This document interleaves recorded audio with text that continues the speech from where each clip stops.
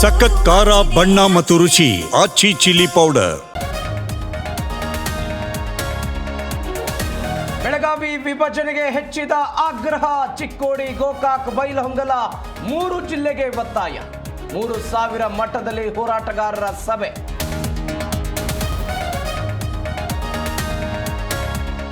ರಾಜ್ಯದಲ್ಲಿ ಹೆಚ್ಚಾದ ಬಾಲ ಗರ್ಭಿಣಿಯರ ಪ್ರಕರಣ.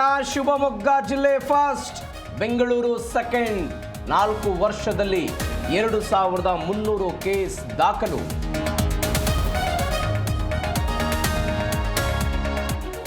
ಭಾರೀ ಚಳಿಗೆ ನಲುಗಿದ ಉತ್ತರ ಕರ್ನಾಟಕ. 5 ಜಿಲ್ಲೆಗಳಿಗೆ ಯೆಲ್ಲೋ ಅಲರ್ಟ್ ಘೋಷಣೆ. ಬೆಚ್ಚಗಿನ ಹೊದಿಕೆ, ಬಿಸಿ ಆಹಾರ ಸೇವನೆಗೆ ಸಲಹೆ.